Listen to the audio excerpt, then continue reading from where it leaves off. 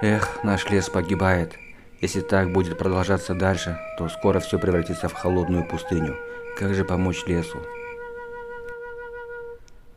Я знаю, как помочь. Раз в году слетает горная птица, говорят, у нее волшебное перо. Если этим пером коснуться каждого дерева, лес оживет. Но кто туда пойдет? И тем более нечисть охотится за ней. Я пойду. Ради леса я готов на все. Я схожу в ущелье и добуду перо. Я обещаю вам. Благословите меня, отец. Да, сынок, на тебя вся надежда. Береги себя и возвращайся скорее. Будет исполнено, отец. Береги себя, сын мой. Мы будем ждать тебя. А охотник отправился в горы, где птицу пожидали уже горные шайтаны.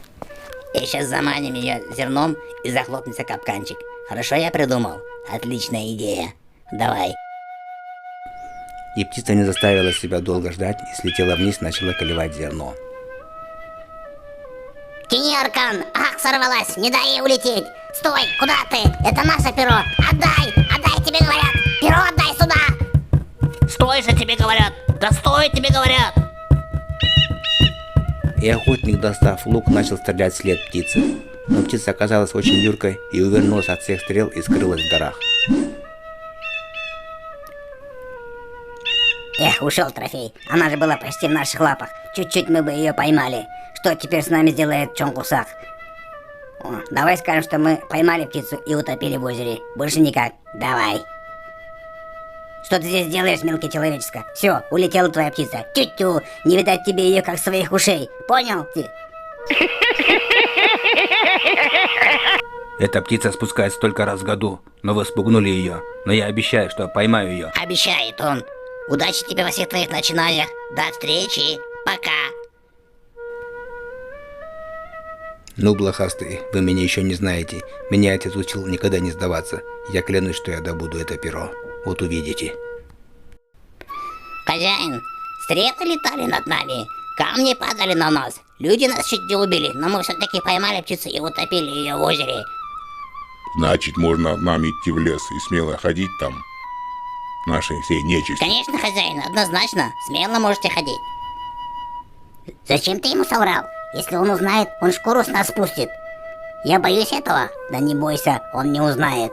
Птица уже улетела, перо людям не досталось. Пошли, давай. А охотник карабкался вверх по скалам в поисках этой птицы.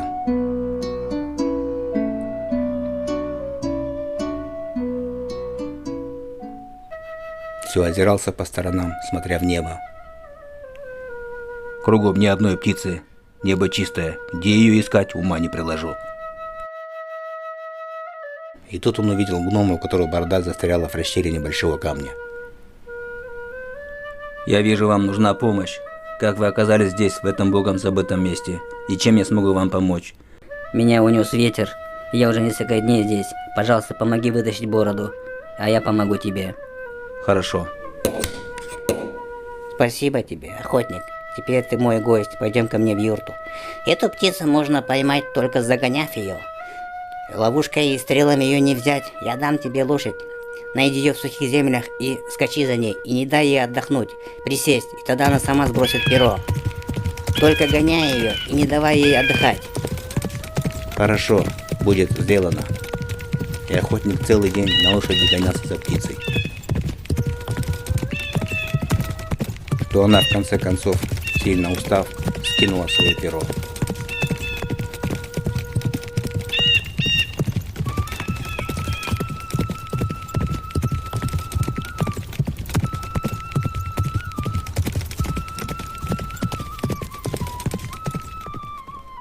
Так вот ты, оказывается, перо какое, спаситель нашего леса. А уставшая птица никак не могла отдышаться.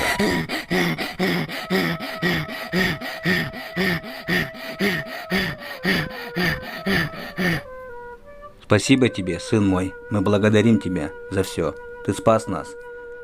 А в это время к лесу подошли Чонгусак и Мокочо. Смотри-ка, лес цветет и пахнет. Они что, обманули меня, эти мерзавцы? Ну-ка, приведи-ка их сюда. Хорошо, сейчас приведу.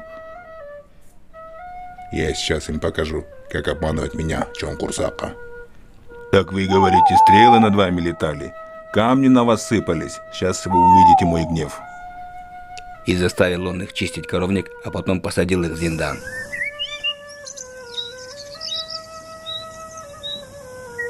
И этот лес зацвел, и все кругом зазеленело. И в этих местах люди жили-поживали, да добра наживали.